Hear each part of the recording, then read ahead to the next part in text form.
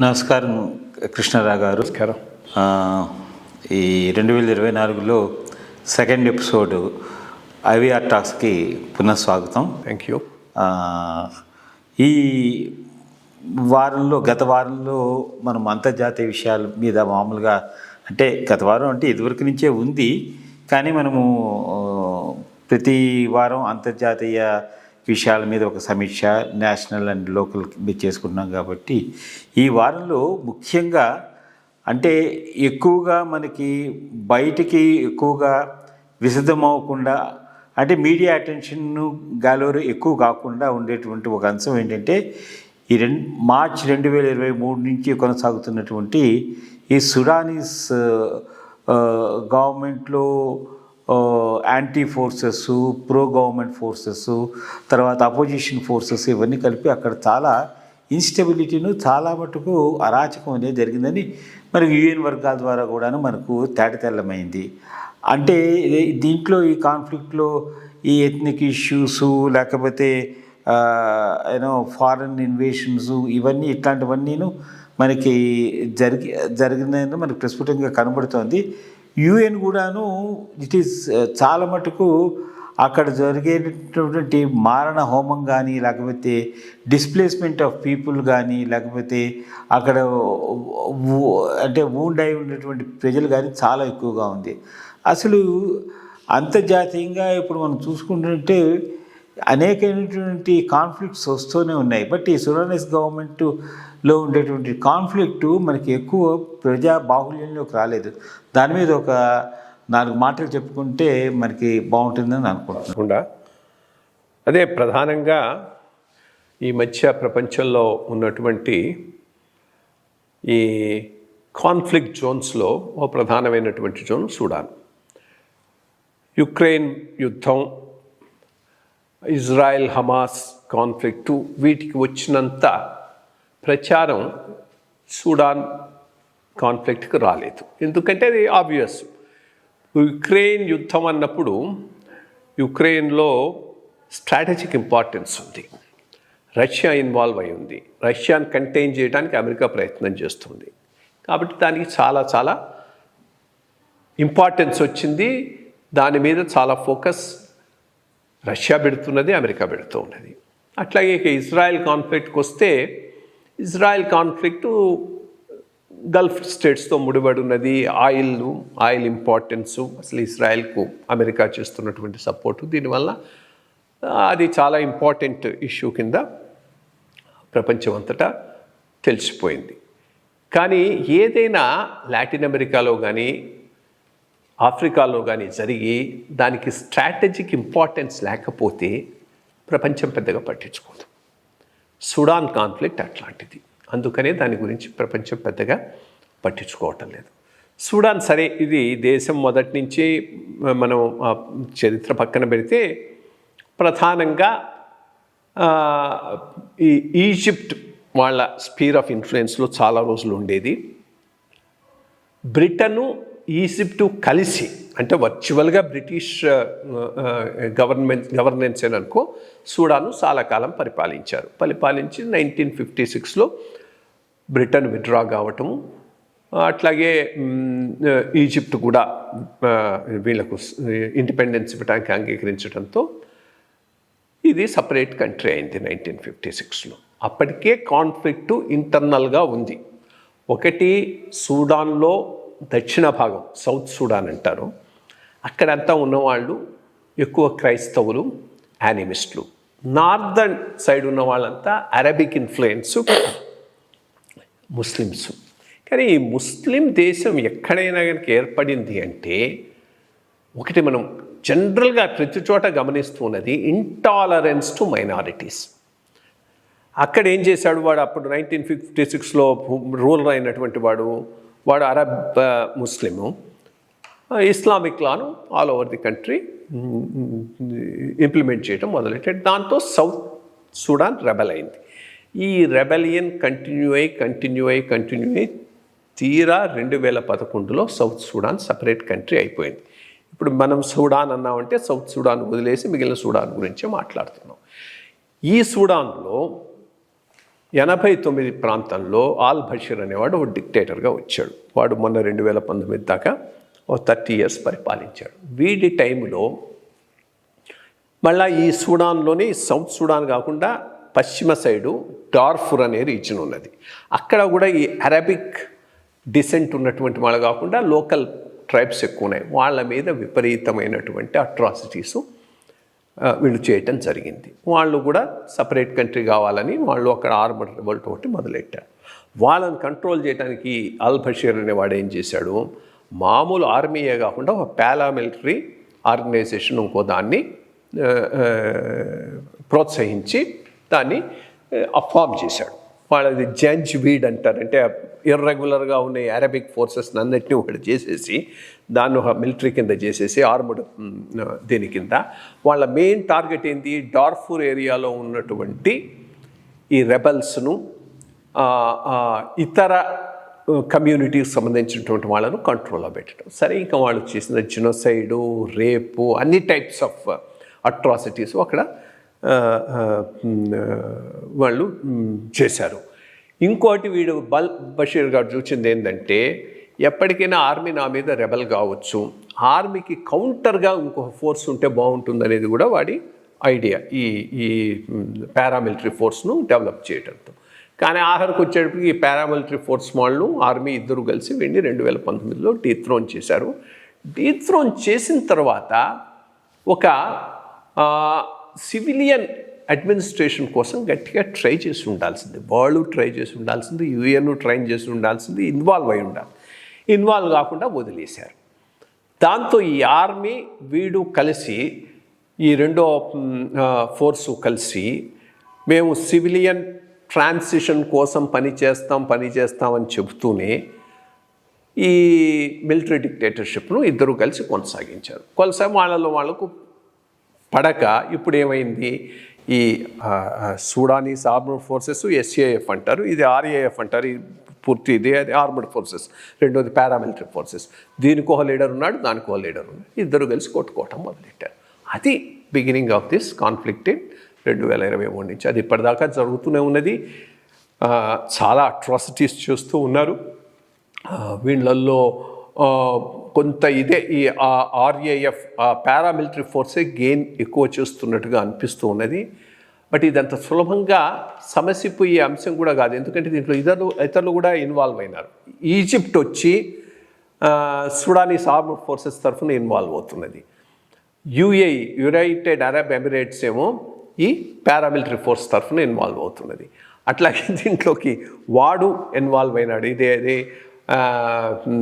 Putin తరఫున యుక్రెయిన్లో యుద్ధం చేస్తూ ఉన్నాడే వాగ్నర్ ఫోర్సెస్ అని ఒక ఏమంటారంటే మెర్సినరీ ఆర్మడ్ ఫోర్స్ ఉంది. వాడేమో ఈ పారామిలిటరీ ఫోర్స్ తరఫున ఇన్వాల్వ్ అవుతున్నాడు. వాడిటి ఇన్వాల్వ్ అయినాడు కాబట్టి యుక్రెయిన్ రెండో సైడ్ ఇన్వాల్వ్ అయింది. ఇట్లా ఇతర దేశాలు కూడా ఇక్కడ ఇన్వాల్వ్ అవుతున్నాయి. రెండోది అంతా అనార్కీ అక్కడ. ఈవెన్ వాళ్ళ ఆల్ బషీర్ ఉన్నప్పుడు కూడా ఈ పారామిలిటరీ ఫోర్సెస్ లీడర్కు ఏదో వాళ్ళ ఇష్టం, వాళ్ళ సొంతమైనట్టు గోల్డ్ మైన్స్ రాసి ఇచ్చేశాడు. దాంట్లో నుంచి వచ్చిన డబ్బుతో వీడు ఎన్రిచ్ అయిపోయి waging a war. In fact Africa అంతా ఈ ప్రాబ్లం ఉన్నది. ప్రాబ్లం ఏంటి అంటే, ఒకటి ఇన్స్టిట్యూషన్ సరిగ్గా సెట్ కాకపోవటం, ప్రజాస్వామ్యం అనేది లేకపోవటం, మైట్ ఈస్ రైట్ ఒకటి రన్ అవుతూ ఉన్నది, అదొక పోర్షన్. దీనికి తోడు ఈ ఇస్లామిక్ ఇన్ఫ్లుయెన్స్లో ఏమవుతున్నది, same thing, rule of law లేదు, డెమోక్రసీ లేదు, ఆటోక్రసీ, మైట్ ఈస్ రైట్ అంతా, ప్లస్ రూల్ బై ఇస్లాం. దాంతో మైనారిటీస్కు బాగా దెబ్బ కొడుతూ ఉన్నది అక్కడ. మరి ఇది కాన్ఫ్లిక్ట్ ఎక్కడికి పోతుందో ఏమవుతుందో చూడాలి. మొత్తం మీద ఇది బ్యాక్గ్రౌండ్, ఇది దీనికి చూడాలి. మంచి కంట్రీ, లాట్ ఆఫ్ రిసోర్సెస్, కొంత ఆయిల్ కూడా ఉంది. నైల్ నది పోతుంది. ఇన్ఫ్యాక్ట్ ఖార్టూమ్ వాళ్ళ రాజధాని it's located right on Nile నది. అండ్ ఆ రిసోర్సెస్ బాగా వృద్ధి చేసుకుంటే చాలా మంచి దేశం అయ్యేటటువంటి అవకాశం అయితే ఉన్నది. మంచి విషయాలు చెప్పారు. ఇప్పుడు మనం జాతీయ అంశాల మీద ప్రధానంగా కాన్సన్ట్రేట్ చేసేదైతే, ఇటీవల మనకి న్యూస్లో ఈ మాల్దీవ్స్లో ఎలక్షన్స్ జరగడము, అక్కడ మనకంటే కొంచెం జాతీయ ప్రాధాన్యత లేకపోతే యాంటీ ఇండియన్ అని అనుకోవచ్చు. అది సటిల్ విషయం కొంచెము. సో అట్లాంటి వాళ్ళు ఇప్పుడు రూలింగ్లోకి రావడము, సో వాళ్ళు వచ్చిన తర్వాత మరి ఈ మాల్దీవ్స్తో పాటు మనకి లక్షద్వీపుల్లో ఎందుకంటే మొత్తం వచ్చే ఆదాయం అంతా టూరిజం కానీ ఇది కానీ, ఇప్పుడు మనం కూడా ఎప్పుడైనా కావాలంటే వెళ్ళి అక్కడ విహార రెస్ట్ చేసుకో, అట్లాంటి దాని మీద ఇప్పుడు ఎప్పుడైతే ఈ కొత్త ప్రభుత్వం వచ్చిందో అప్పటి నుంచి చాలా మటుకు అన్రెస్ట్ పెరిగింది. అంటే పొలిటికల్గా కూడా మన వాళ్ళు ఇన్వాల్వ్మెంట్ చూసుకునేటైతే they are not happy over the. So దాని మీద కొంచెం అసలు హైలైట్ చేసి దీని యొక్క పూర్వపరాలు, ఇదివరకు ఏ ప్రభుత్వం ఉండేది, ఇప్పుడు ఏం వచ్చింది, ఇది ఏదైనా ఒక కంట్రీ యొక్క బ్యాకప్, చైనా కానీ ఇట్లాంటి వాళ్ళ కంట్రీస్ బ్యాకప్ ఉండి వాళ్ళ సపోర్ట్ ఏమైనా ఉందా, దీని మీద కొంచెం. Maldives archipelago series of islands ఈక్వెడార్కు దగ్గరగా ఉంటాయి. మంచి సీనిక్ బ్యూటీ, నేను వెళ్ళలేదు అనుకోండి, బట్ పోయిన వాళ్ళందరూ చెప్తూ ఉంటారు బ్యూటిఫుల్ ప్లేస్. ఆ ఇన్ఫ్రాస్ట్రక్చర్ను వాళ్ళు బాగా యూటిలైజ్ చేసుకొని డీసెంట్ ప్లేసెస్ను బిల్డప్ చేసి టూరిజాన్ని బాగా అట్రాక్ట్ చేశారు. సరే, ఇన్ టర్మ్స్ ఆఫ్ రిలీజన్ అది అంటారా, ఒకప్పుడు హిందూయిజం ఇన్ఫ్లుయెన్స్ బాగా ఉండేది. ఆ పేరే మాలదీవ్స్, ఒక గార్లాండ్ ఆఫ్ ఐలాండ్స్ అనేది సాంస్క్రిట్ వర్డ్. ఆ పైన బుద్ధిజం బాగా అక్కడ ప్రబలంగా ఉండేది. బుద్ధిజం మోరార్లెస్ అన్ని చోట్ల ఇస్లాం రీప్లేస్ చేసింది. ఇప్పుడు లైక్ మాల్దీవ్ నుంచి ఒక్క శ్రీలంకే తట్టుకున్నది. శ్రీలంక ఒక్కటి రిమైన్ బుద్ధిస్ట్, కానీ మాల్దీవ్స్, ఇండోనేషియా, మలేషియా ఇవన్నీ ఒకప్పుడు పార్ట్ హిందూ పార్ట్ బుద్ధిజం, అవన్నీ కూడా ఇస్లాం కన్వర్ట్ అయిపోయినాయి. సిమిలర్లీ పైనుంచి వచ్చినప్పుడు ఇప్పుడు మనం ఆఫ్ఘనిస్తాన్, పాకిస్తాన్ ఆ ఏరియా అంతా కూడా హిందూయిజం బుద్ధిజం ఉండేది, అదంతా కూడా ఇస్లాం అయిపోయింది. సరే, ఆ ప్రాసెస్లో మాల్దీవ్స్ కూడా ఫుల్లీ సున్నీ ముస్లిం కంట్రీ అయింది. బట్ మనతో మొదటి నుంచి ఫ్రెండ్లీ రిలేషన్షిప్స్ అయితే ఉండేవి. ఎందుకనంటే వాళ్ళకు చాలా దగ్గరగా ఉన్న మేజర్ పవరు ఇండియా. స్ట్రాటజిక్గా ఇండియాకు వాళ్ళ అవసరం ఉన్నది, మన అవసరం వాళ్ళకు కూడా ఎంతైనా ఉన్నది. ఈ చిన్న చిన్న దేశాలు, మన చుట్టూ ఉన్నటువంటి చిన్న దేశాలన్నీ కూడా ఇండియాతో ఫ్రెండ్లీ రిలేషన్స్ మెయింటైన్ చేసుకోవడానికే ప్రయత్నం చేస్తూ ఉంటాయి. కదా శ్రీలంక కానీ, భూటాన్ కానీ, నేపాల్ కానీ, మాల్దీవ్స్ కానీ, అది చాలా రోజుల నుంచి అట్లాగే కంటిన్యూ అయింది, బాగానే జరుగుతూ ఉండేది. ఇన్ఫ్యాక్ట్ మాలేలో ఉన్నటువంటి మెయిన్ ఎయిర్పోర్ట్ను జిఎంఆర్ వాళ్ళు కట్టారు. ఇన్ఫ్రాస్ట్రక్చర్ చాలా డబ్బులు ఇండియన్స్ ఖర్చు చేశారు. ఎప్పుడో దగ్గర చూచాను, ఈ మధ్య వచ్చింది అది. వాటర్ స్కేర్సిటీ ఉంటే వాటర్ ట్రాన్స్పోర్ట్ చేసి ఇచ్చాం వాళ్ళకు, అంత ఇదిగా ఉండేది. బట్ ఇదొకటి ఈ మధ్య మనం చూస్తున్న ట్రెండ్ ఏంటి అంటే, ముస్లిం రిలేషన్స్ బ్రాడ్గా యాంటీ ఇండియా స్టాండ్ ఒకటి తీసుకుంటూ ఉన్నాయి. మేబీ దాంట్లో పార్ట్గాను అదర్వైజ్ అయినా కానీ ఇప్పుడు వచ్చిన మన ఎలక్షన్స్ అయిన తర్వాత వచ్చిన ప్రభుత్వం మనకంత ఫ్రెండ్లీ ప్రభుత్వం కాదు. రెండోది, చైనాకు ఎక్కువ ఇంపార్టెన్స్ ఇస్తున్నాడు. ఇన్ఫ్యాక్ట్ మామూలుగా మాల్దీవ్స్లో ఎవరు కొత్తగా ఎన్నికైనా కానీ ఫస్ట్ ఇండియాకు వచ్చి ఆ పైన మిగిలిన దేశాలకు వెళ్తాడు. ఇప్పుడు ఈ ప్రెసిడెంట్ మాత్రం ఫస్ట్ టైం దానికి ఆ ట్రెడిషన్కు భిన్నంగా ఇప్పుడే మొన్ననే చైనాకు విజిట్కి వెళ్ళాడు. ఫస్ట్ విజిట్ చైనాకి వెళ్ళారు. అక్కడ మనకు మిలిటరీ బేస్ కూడా అంతకుముందు ప్రభుత్వం ఇచ్చింది. అక్కడ మన మిలిటరీ ఉన్నది, సర్వైలెన్స్ చేస్తున్నారు. చేయటమే కాదు, వాళ్ళకు కూడా హెల్ప్ చేస్తున్నాం మనం. వాళ్ళ అక్కడికి ఇంకెవరు రాకుండా అది చూడటం చాలా స్ట్రాటజిక్గా వాళ్లకు మనం అక్కడ ఉండడం ఇంపార్టెంట్. ఇప్పుడు అది మనం వెకేట్ చేయమన్నారు. సరే, ఏదైనా ప్రభుత్వం లెజిటిమేట్గా ఎన్నికైంది, ఇది మా పాలసీ అని చెప్పిన తర్వాత దాన్ని ఫాలో కావాల్సిన అవసరం ఉన్నది. ఇండిపెండెంట్ ఆఫ్ దిస్, ఆత్మనిర్భర్ భారత్లో భాగంగానే అనుకుంటాను ప్రైమ్ మినిస్టర్ గారు ఈ మధ్యనే లక్షద్వీప్కి వెళ్ళి ఆడ కాస్త ఫోటోలు అవి పెట్టి లక్షద్వీప్ను ప్రమోట్ చేయడానికి ఒక చిన్న ఎఫర్ట్ చేశారు. వెంటనే ర్యాటిల్ అయిపోయినారు మాల్దీవియన్స్ ఎంత ర్యాటిల్ అయిపోయినారంటే దాని మీద విపరీతంగా వాళ్ళు రెస్పాండ్ కావటం జరిగింది. అంటే వాళ్ళ లైవ్లీహుడ్కు దెబ్బతవుతుంది అనేటటువంటి బాధ వచ్చేసిందన్నమాట. దానికి ఇండియన్స్ కూడా బాగానే రియాక్ట్ అయినారు. నాలో కొంతమంది మినిస్టర్లు వాళ్ళు కొంత ఇన్సల్టింగ్గా పెడితే దాన్ని వాళ్ళని కూడా ఆ ప్రెసిడెంట్ కూడా సస్పెండ్ చేయడం జరిగింది. చాలామంది ఇప్పుడు క్యాన్సిల్ చేసుకున్నారు ఇండియన్స్ అక్కడికి పోవటానికి. బట్ ఒకటి, లక్షద్వీపులను ప్రమోట్ చేయటం ఇది మంచిదే, కానీ ఇన్ఫ్రాస్ట్రక్చర్ బిల్డింగ్ అప్ అది ఆ స్కేల్లో జరగంది.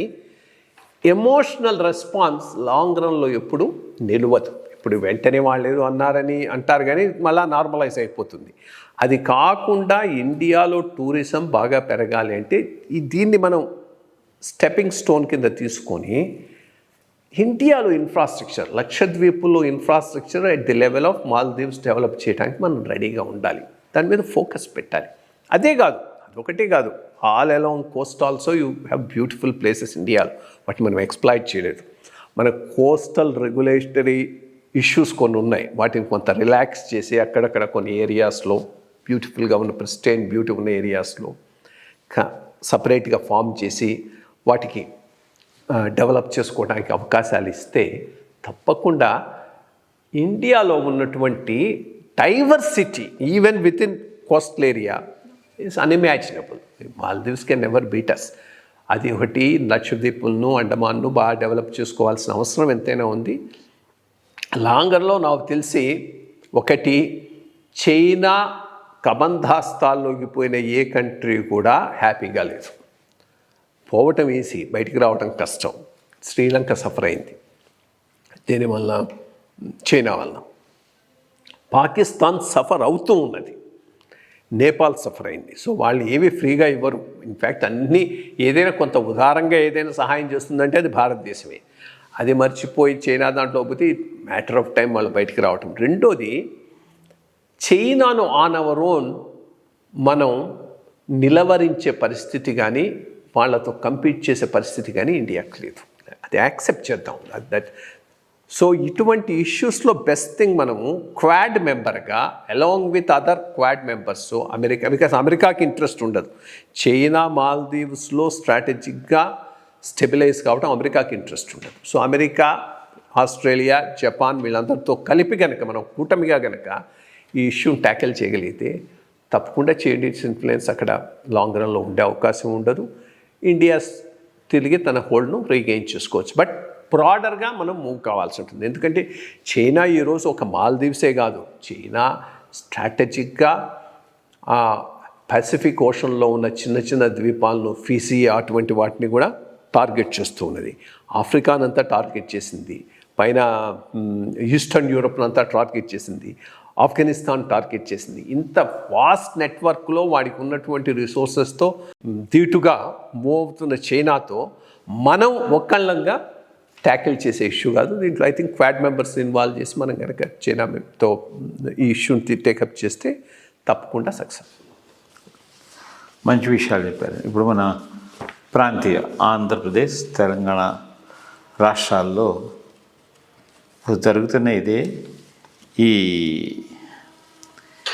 గవర్నమెంట్ ల్యాండ్స్, ఈ ల్యాండ్ ఇష్యూస్ మీద చాలా అంటే మనకి వింత పోకట్లు కనబడుతున్నాయి. ఏవో కొత్త కొత్త విషయాలు తెలుస్తుంటే కొంచెం ఎవరైతే ల్యాండ్ పొజిషన్లు ఉన్నారో వాళ్ళు కూడా చాలా ఆందోళనకలుగా ఉంటున్నారు. తర్వాత ఈ గవర్నమెంట్ ల్యాండ్స్ను కూడా గవర్నమెంట్ తన చిత్త ప్రవృత్తులకు అనుకూలంగా ఉండి ఈ వాళ్ళందరికీ అలాట్మెంట్ చేయడము, తర్వాత వాళ్ళు కట్టకపోయిన వాళ్ళ మీద యాక్షన్ తీసుకోకపోవడము. మీరు సిసిఎల్గా ఉన్నప్పుడు కూడాను యూ హ్యావ్ ఇనిషియేటెడ్ అంటే కండిషన్స్ని ఏ కండిషన్స్ అయితే ఫుల్ఫిల్ చేస్తూ వాళ్ళకి ల్యాండ్ అలాట్మెంట్ చేశారో ఆ పీరియడ్లో కూడాను ఇంకా చేయకపోవడం అవన్నీ జరుగుతున్నాయి. మనం ముఖ్యంగా అబ్జర్వ్ చేసేటైతే ఇప్పుడు సాఫ్ట్వేర్ కంపెనీస్కి అన్ని చోట్లను విపరీతమైనటువంటి ల్యాండ్ బ్యాంక్ ఉంది. వాళ్ళు ఏమైనా వచ్చి ఇక్కడ సెటప్ చేసి ఇండస్ట్రీస్ ఆంధ్ర, తెలంగాణలో చేశారా, ఏమైనా వాట్ ఈస్ ది రీజన్ అనేది కూడా. అలాగే ఫార్మాసిటీలో కూడా అలిగేషన్స్ అన్నీ అయ్యాయి. ముందరైతే అలిగేషన్స్ అన్నీ అయిపోతున్నాయి, కానీ ఆ అలిగేషన్స్ సరిపడ్డ పారిశ్రామిక అభివృద్ధి or tourism or any other thing is జరగట్లేదు. దీని మీద కొంచెం అంటే ఈ టైంలో ఆలోచించవలసిన పరిస్థితి అయితే ఉంది. ప్రభుత్వాలు మారినప్పుడు ఒకళ్ళ మీద ఒకళ్ళు వాళ్ళు చేసేది కదా అని చెప్పి దాన్ని క్యాన్సిల్ చేయడము, దాని మీద ఒక కక్ష సాధింపు చర్యగా చేయడము, ఒక కరెక్ట్ పాలసీ అనేది మనకి ఈ తెలుగు రాష్ట్రాల్లో లేదు. దీని మీద మీరు కొంచెం విపులీకరిస్తే.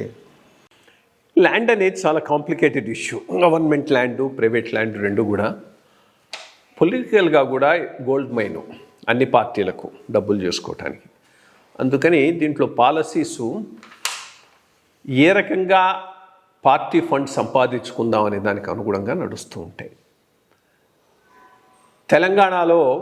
తెలంగాణ రావటానికే వన్ ఆఫ్ ది రీజన్స్ నిధులు, భూములు, ఉద్యోగాలు. సో భూములు చాలా ఇంపార్టెంట్. భూములను అంతా వీళ్ళు వచ్చేసి ఎవరి ఇష్టం వచ్చినట్టు ఇస్తున్నారు, తెలంగాణలో ఇంత భూమి ఉంది అంత భూమి ఉంది అని చెప్పినటువంటి కేసీఆర్ ఆయన వచ్చిన తర్వాత ఎవరి మీద ఏం చర్యలు తీసుకున్నది ఏమీ లేదు. ఇన్ఫ్యాక్ట్ అందర్ land grabbers had a happy time during 10 years of BRS రూల్లో. హ్యాపీగానే ఉన్నారు, దానికి ఏమీ ప్రాబ్లం లేదు. ఇక దానికి తోడు ఈ ధరణిని పెట్టి పోర్టల్ను గవర్నమెంట్ ల్యాండ్స్లో వీటిని సెంట్రలైజ్ చేసి సెంట్రలైజ్డ్గా డిస్ప్యూట్ సెటిల్మెంట్ చేస్తూ లార్జ్ స్కేల్ కరప్షన్ నడిచిందనేటటువంటి అభియోగం అయితే ఈ ప్రభుత్వం మీద ఉన్నది, అంటే పోయిన ప్రభుత్వం మీద. దాంతో ఇప్పుడు మళ్ళా ల్యాండ్స్ చాలా ఫోకస్లోకి వచ్చాయి, గవర్నమెంట్ ల్యాండ్స్, వాటి పరిరక్షణ. ఎంతవరకు చేస్తారో ఇది నేనైతే అనుకోను. ఎందుకంటే ఈ మొదట్లో ఈ హైప్ ఉంటుంది, ప్రభుత్వాలు మారిన తర్వాత ఆ పైన అంత రెగ్యులర్ అవుతుంది. అంతంత పెద్ద స్పీచ్లు ఇచ్చిన కేసీఆరే ఏమి చేయనప్పుడు అట్లాంటి స్పీచ్లే ఇచ్చిన రేవంత్ రెడ్డి ఎందుకు చేస్తాడని నేనేమీ అనుకోవట్లేదు. బట్ మోర్ ఇంపార్టెంట్లీ వీళ్ళు సిన్సియర్గా ఉంటే ఒకటి రెండు ప్రభుత్వ భూములు కాపాడటానికి చర్యలు తీసుకోవాలి. ఇది చాలా రోజులు నేను సిసిఎల్ఏగా ఉన్నప్పుడు కూడా రాశాను, అప్పటి నుంచి కూడా ఇవి పెండింగ్ ఉన్నాయి, ఏమీ జరగట్లేదు. ఫస్ట్ థింగ్, ప్రభుత్వం ఎవరైనా కంపెనీకి కానీ ఫిలిం ఇండస్ట్రీకి కానీ ఇంకోళ్ళకి కానీ అలాట్ చేసిన భూమి ఉపయోగించుకోకపోయినా ఇంకొక రకంగా ఉపయోగపడినా దాన్ని క్యాన్సిల్ చేసే అధికారాలు కలెక్టర్లకు ఇవ్వాలి. ఈరోజు ఈ అధికారాలు క్యాబినెట్కు ఉన్నాయి. అంటే అలాట్ చేసేది క్యాబినెట్ కాబట్టి క్యాన్సిల్ కూడా క్యాబినెటే చేయాలని నార్మల్ ప్రిన్సిపల్ అది. దాంతో ఏమవుతుంది, ఒకవేళ ఎవడైనా కనుక దాన్ని సరిగ్గా వాడకపోయినా కలెక్టర్ నుంచి రిపోర్టు పోయి సిసిఎల్ఏకి పోయి అక్కడి నుంచి గవర్నమెంట్కి పోయి లాకు పోయి వచ్చి క్యాబినెట్కి వచ్చేటప్పటికి 10 ఏళ్ళలో పడుతుంది. సో ఇన్ఎఫెక్టివ్ అయిపోతుంది. ఈ పవర్ను కలెక్టర్కు డెలిగేట్ చేసి రివ్యూ చేసి గవర్నమెంట్ ఇంటెన్షన్స్ కనుక సరిగ్గా ఉంటే చాలా భూములను మనం రెస్యూమ్ చేసుకోవచ్చు. ఏవైతే పరిశ్రమలకు కానీ ఫిల్మ్ ఇండస్ట్రీకి కానీ మిగిలిన వాళ్ళకి కానీ ఇచ్చి వాళ్ళు వాడుకోకుండా ఆర్ ఇచ్చిన దానికన్నా ఇంకో దానికి వాడుకోవడం. ఇదే చాలా కేసెస్ ఉన్నాయిలేండి. ఇప్పుడు చూడండి, రైట్ ఇన్ హైదరాబాద్ ఫిలిం స్టూడియోకి ఇచ్చిన దాన్ని కన్వర్ట్ చేసేసి ఫ్లాట్స్ కట్టి కమర్షియల్ కట్టి అమ్మేసుకున్నారు. డబ్బులని వాళ్ళ మీద యాక్చువల్గా గవర్నమెంట్కి రావాలి. అట్లాగే ఒక చోట మ్యూజిక్ దీనికి పెడతామని తీసుకున్న దాన్ని తీసుకుపోయి ఒక పెద్ద ఫిల్మ్ సినిమా ట్యాక్స్ మల్టీప్లెక్స్లో కట్టేశారు. So it's private rent at public cost. Actually this amounts private rent at public cost. So దీనిని ఎట్లా ట్యాకిల్ చేయాలి, దానికి సిన్సియారిటీ లేకపోతే జరగదు. రాజకీయ నాయకుల్లో ఈ సిన్సియారిటీ ఉంటుందని నేను అనుకోవట్లేదు. ఇంకో రెండో మేజర్ ఇష్యూ, ఇది బాగా అప్పుడు వైఎస్ రాజశేఖర రెడ్డి టైంలో నడిచింది, దీని ఎఫెక్ట్ చాలా అడ్వర్స్గా ఉంది. దీంట్లో పెద్ద ఎగ్జాంపుల్ ఆ లేపాక్షి నాలెడ్జ్ హబ్. ఎట్లా చాలా వాటిలో ఆపేం చేశారనుకోండి, బట్ అది పెద్ద దానిగా మిగిలిపోయింది, ఎందుకంటే సిబిఐ కేసు కూడా అయింది కాబట్టి. ఎట్లా చేస్తారంటే ఇప్పుడు ఆల్మోస్ట్ ఆల్ అక్కడ అనంతపురం దగ్గర బెంగళూరుకు చాలా సమీపంలో ఒక 400 ఎకరాలు 500 ఎకరాలు త్రోవే ప్రైస్ వీళ్ళకి కేటాయించారు. కేటాయించేటప్పుడు ఎట్లా ఉండాలి, ఫస్ట్ థింగ్ ఆ లీజ్ కండిషన్స్లో దీనిని ఎవరికి తాకట్టు పెట్టడానికి వీల్లేదు, అమ్మటం కాదు తాకట్టు పెట్టడానికి, దీని మీద ఫైనాన్సెస్ రైజ్ చేయడానికి వీల్లేదు. దీనిని నువ్వు వాడుకొని నీ ప్రాజెక్ట్ రిపోర్ట్ మీద తెచ్చుకో, దానికేం అభ్యంతరం లేదు. కానీ ఏం చేశారు, ఆ రోజు చేసింది తెలివిగా మామూలుగా ఉండాల్సిన కండిషన్స్ అన్నింటినీ వైలేట్ చేసి టైటిల్ డీడ్నే నాలెడ్జ్ హబ్కు ట్రాన్స్ఫర్ చేశారు. అంటే భూమిని మొత్తాన్ని త్రో అవే ప్రైస్లో వాడికి ఇచ్చేసినాడు. వాడేం చేశాడు, దాన్ని తీసుకుపోయి ఫైనాన్షియల్ ఇన్స్టిట్యూషన్స్ దగ్గర తాకట్టు పెట్టి కోట్లు అమౌంట్ తీసుకొని వాడేసుకొని ఎగ్గొట్టేశాడు. ఇప్పుడు ఏమైంది, ఆ ఫైనాన్షియల్ ఇన్స్టిట్యూషన్ ఆక్షన్ చేస్తే ఏం పోతుంది, గవర్నమెంట్ భూమి పోతుంది, వాడికి ఏం కాదు. అందుకని ఆ కండిషన్స్లో ప్రధానంగా పెట్టాల్సింది ఏంటంటే దీనిని తాకట్టు పెట్టి ఏ రకమైనటువంటి రిసోర్సెస్ రేస్ చేయడానికి వీలు ఉండకూడదు అనేది ఉండాలి. అది లేకపోతే ఏ సూట్ కేస్ కంపెనీ అయినా వచ్చి ప్రభుత్వ భూములతో they can do this type of a trading. But అది ఎక్కడా లేదు. ఐ మీన్ నేను సిసిఎల్ఏగా ఉన్నప్పుడు ఈ రెండు ప్రపోజ్ చేశాను, రెండు అప్పుడు గవర్నమెంట్లో యాక్సెప్ట్ కాలే. ఈ లోపల స్టేట్ బైఫర్కేట్ అయిపోయింది. ఆంధ్రాలో ఈ రెండు నేను పుష్ చేశాను, మొదటి యాక్సెప్ట్ అయింది, ఇది కలెక్టర్లకు డెలిగేట్ చేయడానికి. బట్ ఈ రెండోది ఇట్ కెనాట్ బి మార్ట్గేజ్ చేయడానికి కానీ దానికి వీలు ఉండదనేది మాత్రం ఆ రోజు కూడా రాజకీయ నాయకులు ఒప్పుకోలేదు. సో ఆ రెండు చెయ్యంది మేము ఏదో ప్రభుత్వ భూములను రక్షిస్తామని ఊరికి మాటలు చెప్పడానికిను 6 నెలలు అయిన తర్వాత వీళ్ళ మీద ఇవే అలిగేషన్స్ వాళ్ళు వేస్తారు. ఈ రొటీన్ పోతూ ఉంటుంది. మధ్యలో పోయేమైందంటే ప్రభుత్వ భూములు వెళ్ళిపోతాయి. ఇంకోటి మామూలుగా మనం చూసేటట్టయితే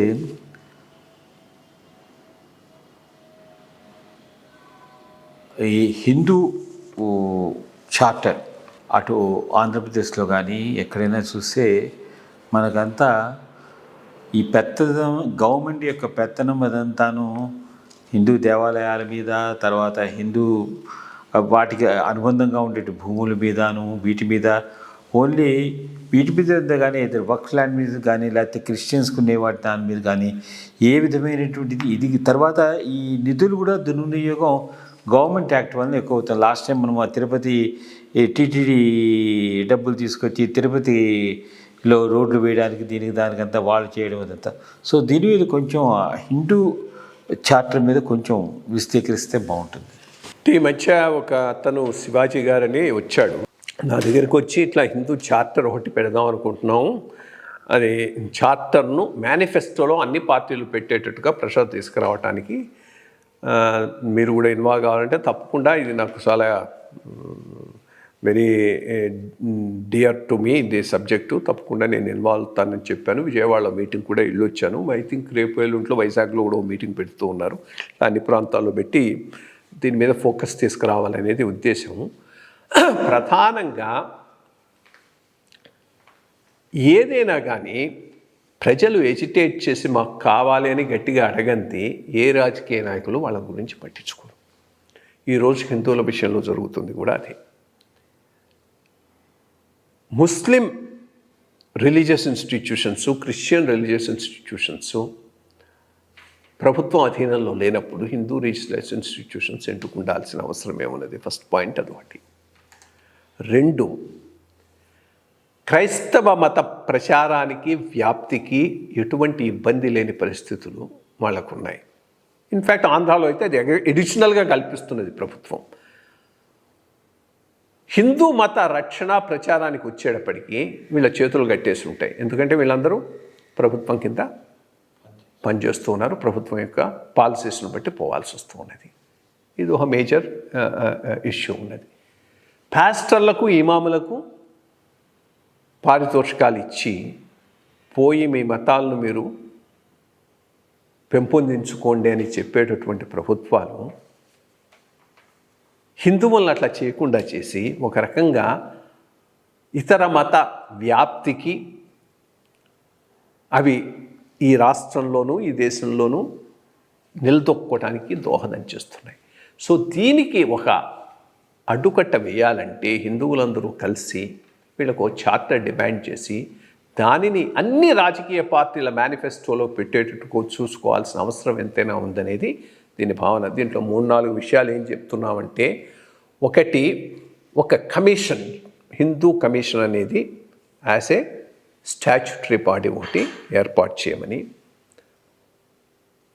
దేవాలయాలను ఒక దశల వారీగా ప్రభుత్వం యొక్క కంట్రోల్ నుంచి తొలగించే విధానాన్ని మొదలుపెట్టమని, దేవాలయాల నుంచి వచ్చేటటువంటి ఆదాయాన్ని కేవలం హిందువుల కోసమే వాడాలి, ఇంకా ఏ పర్పస్ కోసం లైక్ తిరుపతి టీటీడీ ప్రపోజ్ చేస్తున్నటువంటి మున్సిపల్ వీటి కోసం వాటి కోసం లేకుండా కేవలం హిందువుల దీనికోసమే వాడే విధానాన్ని ప్రవేశపెట్టాలని, అన్నిటికీ మించి అర్చకులను ట్రైనప్ చేసి హిందూ ధర్మ పరిరక్షణ ప్రచారకర్తలుగా రూపొందించాలి అనేటటువంటిది ఒక ప్రధానమైనటువంటి అంశంగా దీన్ని ముందుకు తీసుకుపోవాలని చూస్తున్నాం.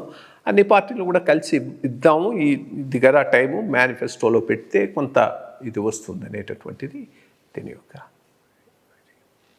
సో మంచి విషయాలు. ఇంకొక చిన్న విషయం కూడా చెప్పి ముగిద్దాం ఇతడవా, ఇదే ఒకటి కూడా, ఎందుకంటే ఇది చాలా ఈ మధ్య ప్రామినెంట్గా వస్తూ ఉన్నది కాబట్టి దీన్ని కూడా కొంత మనం డిస్కస్ చేసుకుంటే మంచిది. ఇది ఆంధ్ర స్పెసిఫిక్.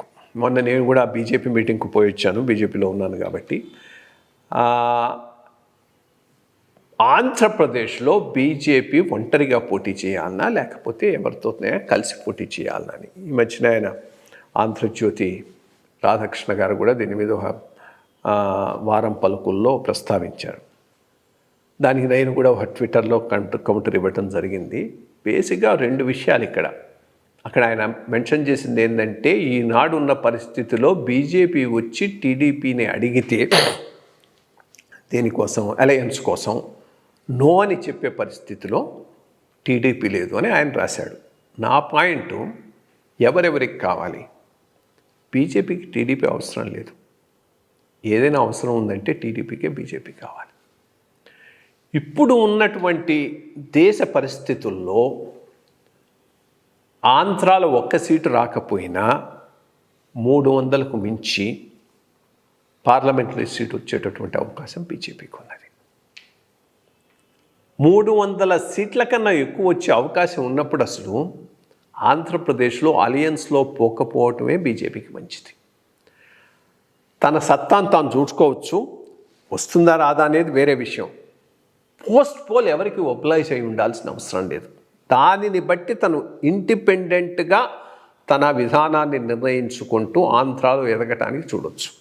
ఇప్పుడే అలయన్స్లోకి వచ్చేసారనుకో, ఎప్పటికైనా కానీ టీడీపీ ఎరుగుదల బీజేపీకి దెబ్బ కొడుతూనే ఉంటుంది. కాబట్టి అది ఒక ప్రధానమైనటువంటి అంశం ఉన్నది. కాబట్టి ఎప్పటికైనా ఒకవేళ అంటూ వస్తే అలయన్సు బీజేపీ టర్మ్స్ మీద టీడీపీ అరిగితే జరగవచ్చు, కానీ బీజేపీ అరిగితే టీడీపీ టర్మ్స్ మీద జరిగేటటువంటి అవకాశం అయితే ఈరోజు ఆంధ్రప్రదేశ్లో ఉన్నది అని నేను అనుకోను. సో ఇది పార్టీని బలపరుచుకుంటూ ఇండిపెండెంట్గా పోవటమే మంచిదనే నా అభిప్రాయం.